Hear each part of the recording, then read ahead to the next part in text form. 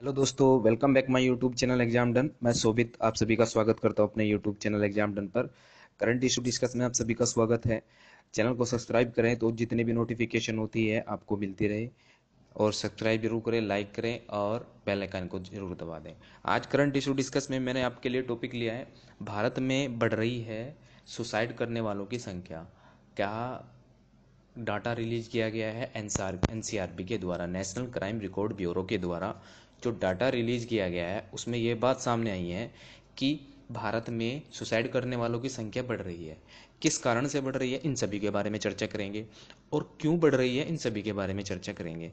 सबसे पहले आप करंट इशू डिस्कस को थोड़ा सा अप्रिशिएट करिए, क्योंकि इसमें जितने भी मैं करंट इशू डिस्कस को कराता हूँ वो उससे जितने भी आपको एग्ज़ाम होते हैं उसमें बहुत ज़्यादा हेल्पफुल आपके लिए होगा। तो करंट इशू डिस्कस में आप सभी का स्वागत है। आप इस चैनल को सब्सक्राइब जरूर करें, जितनी भी नोटिफिकेशन होती है आपको तुरंत मिलती रहे। ठीक है, अब बात करते हैं कि एनसीआरबी के डाटे में क्या रिपोर्ट सामने आई है और क्या आंकड़े सामने आए हैं।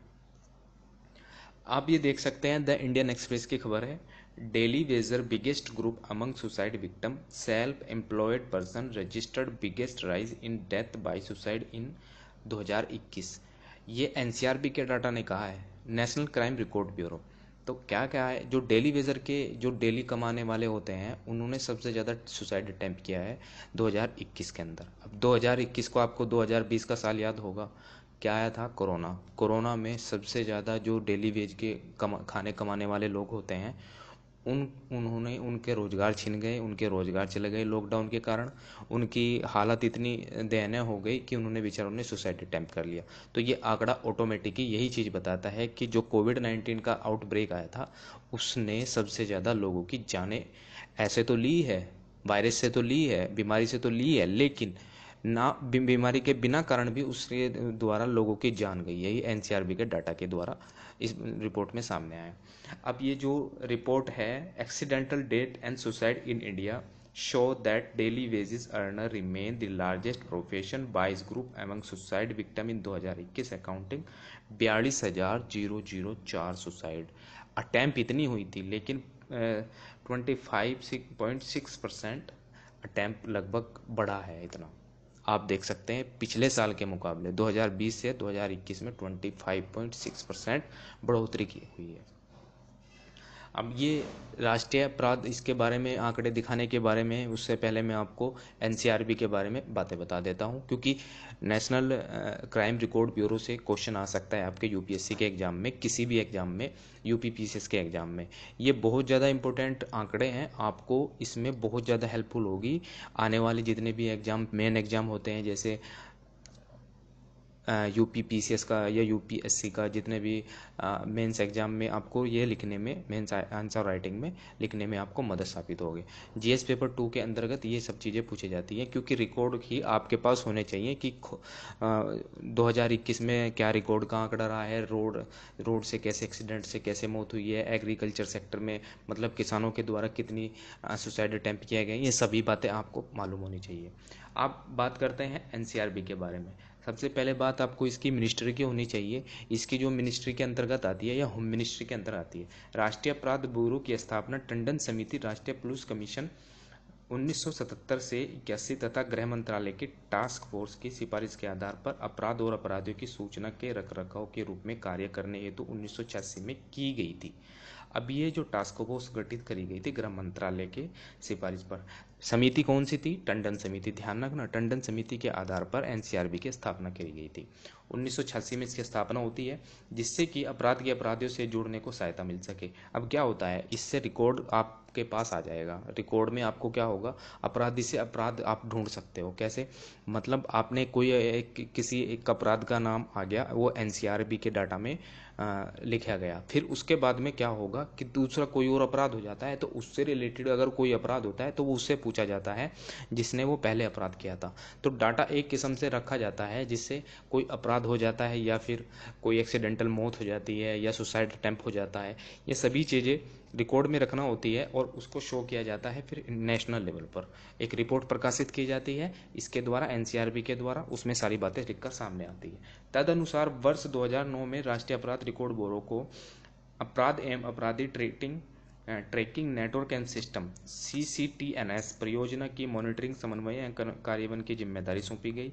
देश में यह परियोजना लगभग 15,000 पुलिस स्टेशनों तथा देश के 6,000 उच्च कार्यालयों को जोड़ती है। ये CCTNS ये क्या है, इसके बारे में मैं आपको आगे आने वाले स्लाइड में बताऊंगा। बहुत ज़्यादा ब्रीफली डिटेल से मैं आपको समझाऊंगा, चैनल को सब्सक्राइब जरूर करें। और परियोजना के बारे में बताऊंगा, सारी बातें बताऊंगा। पहले ये बात आप समझ लीजिए कि 15,000 टोटल पुलिस स्टेशन में ये सब चीज़ें काम करती हैं। आप एक FIR लिखवाने के लिए पुलिस स्टेशन जाते हैं तो आपका जो रिकॉर्ड होता है वो FIR में दर्ज नहीं होता है, वो डिजिटली भी उसको लिखा जाता है, डिजिटल भी उसको अप्लाई किया जाता है कि नेशनल रिकॉर्ड ब्यूरो के अंदर ये सब चीज़ें मेंशन की जा सके। आपको ध्यान होनी चाहिए बातें। 6,000 उच्च कार्यालय को जोड़ती है। CCTN के बारे में भी बात करेंगे। पहले बात करते हैं आंकड़ों की कि क्या आंकड़े सामने आए हैं कि जो रिपोर्ट है NCRB के द्वारा ये क्या प्रकाशित की गई है। आप इसमें ये ईयर वाइज आप देख सकते हैं, 2017 से 21 तक का डाटा है। 2021 में 1,64,033 टोटल नंबर ऑफ सुसाइड थे। इनमें से मिड ईयर जो प्रोजेक्शन पॉपुलेशन इन लाख में थी, ये आप इतने दिख रहे हैं। रेट ऑफ सुसाइड इतने परसेंट है, मतलब 12% रेट ऑफ सुसाइड है। ये इसमें नहीं, ये टोटल तो आप टोटल सुसाइड है, रेट ऑफ सुसाइड परसेंट 12% है। ठीक है, अभी आप स्टेट वाइज देख सकते हैं कि किस किस ने सबसे ज़्यादा सुसाइड को अटेम्प्ट किया है। इसमें सबसे ज़्यादा कौन है, आप देख सकते हैं महाराष्ट्र के अंदर सबसे ज़्यादा सुसाइड अटेम्प्ट किया गया है। किसके द्वारा, इसमें यह नहीं है कि मतलब किस किस सेक्टर में अलग अलग किया गया। सबसे ज़्यादा जो अगर इसका डाटा बढ़ाया जा गया है वो बढ़ाया गया है किसानों ने। किसानों के द्वारा सबसे ज़्यादा सुसाइड को अटेम्प्ट किया गया है, सुसाइड करने की कोशिश भी की गई है, सुसाइड हुआ भी है।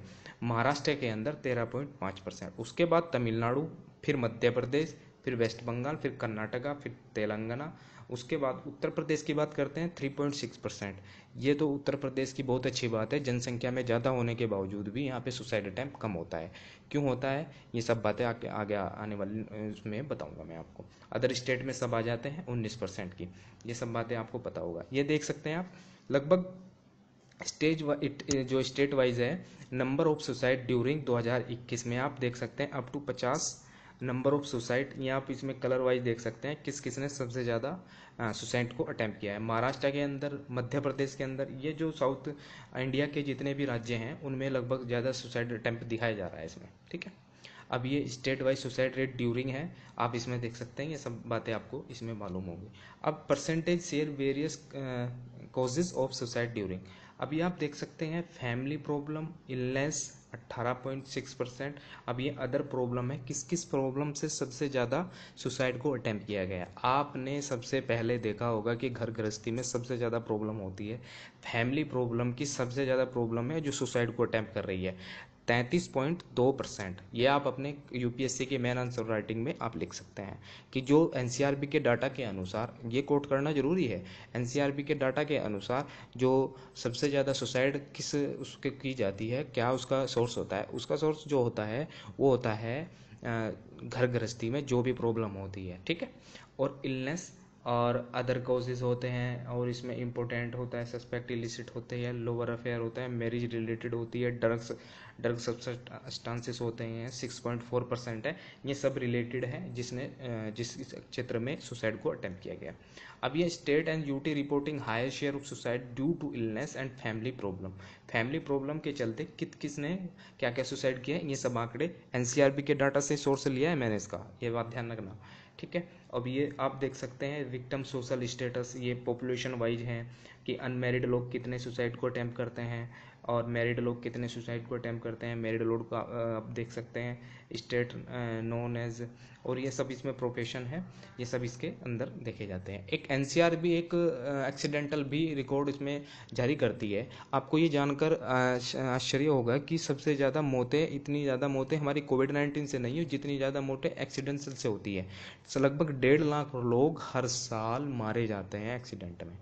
तो सेफ्टी भी होनी चाहिए। सेफ्टी कैसे होती है कि हेलमेट लगा के चलें या फिर आप सीट बेल्ट लगाएं, कार में जा रहे हैं तो आपको ये सब चीज़ें मालूम होनी चाहिए। अब बात करते हैं, ये सब आंकड़े मैंने आपके लिए लिए हैं, percentage distribution suicide victim by profession during. अब ये जो मैंने आपको CCTN के बारे में बताया था, ये तो रिकॉर्ड हो गया इस चीज़ का आपका एनसीआरबी के डाटा का किस किस क्षेत्र में कौन कौन सी सुसाइड अटैम्प्ट किया गया है। अब मैं आपको एक चीज़ और बताऊंगा कि जो वुमेन होती है उनके अगेंस्ट भी बहुत ज़्यादा क्राइम को बढ़ा है। क्या बढ़ा है? 15.3% लगभग क्राइम बढ़ा है पिछले साल के मुकाबले। अब जो क्राइम बढ़ा है वो सबसे ज़्यादा किस राज्य में बढ़ा है? उत्तर प्रदेश में सबसे ज़्यादा महिलाओं के खिलाफ अपराध होता है। क्या होता है? 56,083 केसेस ऐसे सामने आए हैं एक साल के अंदर उत्तर प्रदेश के अंदर, जिसके में महिलाओं की बहुत ज़्यादा दयनीय स्थिति बताई गई है। तो महिला में ही सबसे ज़्यादा बढ़ाया गया है। The other top state in this category include Odisha, Haryana, Telangana, Rajasthan, like Assam show a marginal decrease in the actual number of cases while the three other state mark increase। इन जो मैंने आपके सामने जो स्टेट के नाम लिए हैं उनमें सबसे ज़्यादा रिकॉर्ड वुमेन के अगेंस्ट रिकॉर्ड को क्राइम को रिकॉर्ड किया गया है। अब ये मैं सीसीटीएन के बारे में आपको बातें बताऊंगा क्योंकि इसी से बहुत ज़्यादा इंपॉर्टेंट है, आपके भी कभी कभी कामियाँ आ सकती है। सीसीटीएन नेटवर्क क्या होती है? ब्यूरो ने एनसीआरबी ने सीसीटीएन कार्य परियोजना के तहत नेशनल डिजिटल पुलिस पोर्टल को दिनांक 21/8/2017 को प्रारंभ किया था। यह मास्टर पुलिस पोर्टल है जो नागरिकों के साथ साथ पुलिसकर्मियों की आवश्यकताओं को भी पूरा करता है। इससे पुलिसकर्मी सीसीटीएन डेटाबेस में अपराधी संदिग्ध तलाश कर सकते हैं। इसके अलावा क्राइम बैक, एनडीएसओ, साइट्रेन इत्यादि जैसी कई अन्य पुलिस उपयोगी साइटों का उपयोग किया जा सकता है। नागरिकों को ऑनलाइन शिकायत दर्ज करने तथा किराएदारों, घरेलू नौकर, ड्राइवर आदि के पूर्वत्व की सत्यापित करने जैसी विभिन्न सेवा भी इसी पोर्टल के माध्यम से उपलब्ध है। खोए हुए व्यक्ति की तलाश, पुराने वाहनों की खरीद की अनापत्ति, प्रमाण पत्र, घोषित अपराधी सूचना जैसी कई केंद्रीय नागरिक सेवाएं भी इसी पोर्टल पर ले जाती है। अब आपने देखा होगा कि आप जब भी कोई एफआईआर दर्ज कराने के लिए जाते हैं तो आपको पता होता है कि वो सिर्फ एफआईआर एक कागज पर लिख लेता है, फिर उसके बाद वो पक्की एफआईआर बनाता है। 2 एफआईआर लिखते हैं पहले कागज, बल्कि 3 एफआईआर तक लिखी जाती है कि एक कच्ची, एक फिर पक्की, फिर उससे परमानेंट हो जाती है। फिर एक एफआईआर होती है जो नेटवर्क पर चढ़ाई जाती है, उसे डिजिटल एफआईआर होती है।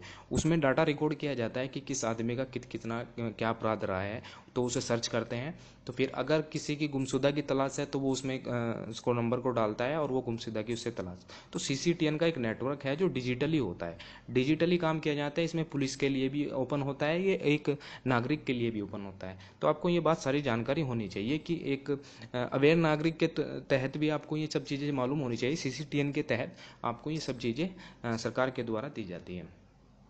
अब जो इसका ऑब्जेक्टिव है सीसीटीएन का, सबसे मेन इंपॉर्टेंट है क्या क्या बेनिफिट हो सकते हैं। Report a crime, citizen are able to file a complaint with the police using the digital police portal in case of the features available state citizen portal and state citizen portal. अब एक national का होता है portal, एक होता है state का portal, दोनों पे ये रिकॉर्ड होते हैं। ये तो नहीं कि इसका अलग अलग होता है, लेकिन एक ही होता है। सेंटर का अलग होता है, उसका अलग होता है, सबका दोनों का यूटी का अलग होता है। तीनों चीज़ों का अलग अलग फंक्शन करते हैं। स्टेट का अलग होता है और सेंटर का अलग होता है। Citizen are able to check the status and process of the complaint see file the state citizen. आप अपने सिटीजन, जैसे आपने किसी के अगेंस्ट एफआईआर को दर्ज किया तो आप उसके प्रोग्रेस को भी देख सकते हैं कि हमारी जो कितनी प्रोग्रेस हुई या जो हमने कंप्लेंट दी थी उसका कितना आगे कितना काम बढ़ा है। तो ये सब चीज़ें आप इसमें सीसीटीएन के थ्रू देख सकते हैं। ठीक है। Citizen can download the copies of complaint file by him her through the state citizen portal.